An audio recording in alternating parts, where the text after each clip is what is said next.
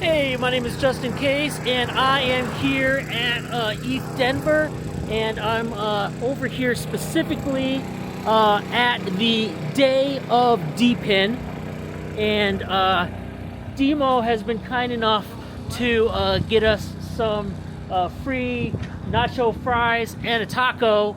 So I'm going to get one, and I wanted to talk to some people who worked at the company. These guys actually work at the company, but not a lot of people wanted to talk to me. That's okay. I'm not bitter. But I am getting. Hey, look what they got over here. I am getting my LTE R1 in the mail tomorrow, so I will definitely show you how to install these. In the meantime, I'm going to get something to eat, and then I will be right back. All right, I'll tell you what, I got my food, and I'm gonna let it be cold just for you guys so we can talk to some people at DIMO and hear about what's going on with it. Now, you guys know I've been a proponent for a while.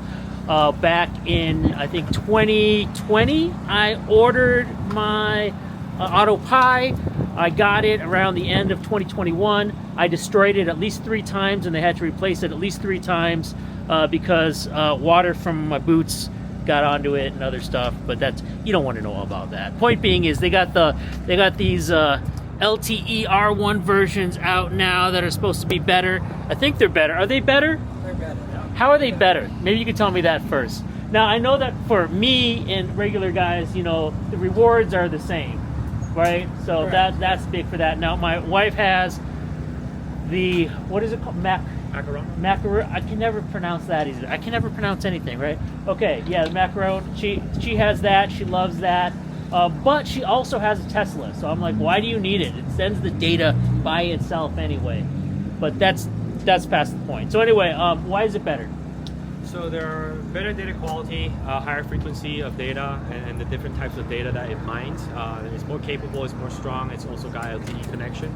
So you won't be losing connectivity when you're out there driving in a place that doesn't have the Helium IoT network, as you do with the macarons. Because the macarons are not supporting LTE. Right. Those are on the Helium. Right. And but my Pi.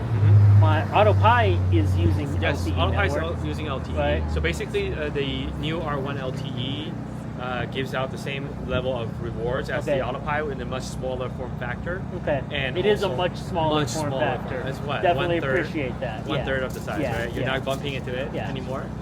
Now, one of the reasons why I've always pushed DIMO is also because you just plug it in, you leave it on, you don't have to worry about it, you don't have to think about it. And, you know, don't get me wrong, it was like today, it was nice using it to find where my car was because I forgot where I parked. But other than that, I don't normally check it. So, you know, it's nice. Although I'm still complaining that I'm level 2 right now when I wish I was level 4. That's not their fault. I don't blame them for that. They don't have to look sad about it. I'm just mad at myself. Not really myself. I'm not going to get into this right now. That's fine. But what I do want to know, and I was curious about, so right here, I always assumed that you are reselling that data to other people, and you're telling me it's a different situation than that. Yeah, exactly. So we're kind of putting the vehicle data back in the user's hands because, you know, with your vehicle, that data is being sold without your permission constantly. So what we're doing is enabling third-party developers to request access to that data, and it's up to the user to decide to share whether they want to share that data. There's a checkbox that I was supposed to check or something, or what? The checkbox comes when you're logging into a third-party developer's app. Oh, okay. Yeah. Okay. So are more things going to be added on to DIMO? Because I do see options to, like, you know, get your car checked and stuff like this, and additional points. But some of those have been gone or coming soon for a while. Yeah, so do you mean in terms of additional, like, third-party services? Yeah. And those are what you're talking about, right? Yeah. We're working with a bunch of third-party developers. You know, that could be like official partnerships that we have going. We're working with indie developers who are building apps on top of DIMO. Okay. And we've definitely seen a huge increase in the amount of developers who are building on DIMO the past couple months.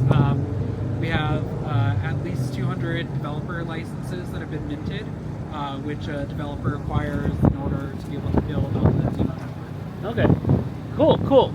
Well, of course, what I want to ask I feel like I shouldn't ask, you know, because you don't know anything about the crypto. Right? Oh, everything is falling around us.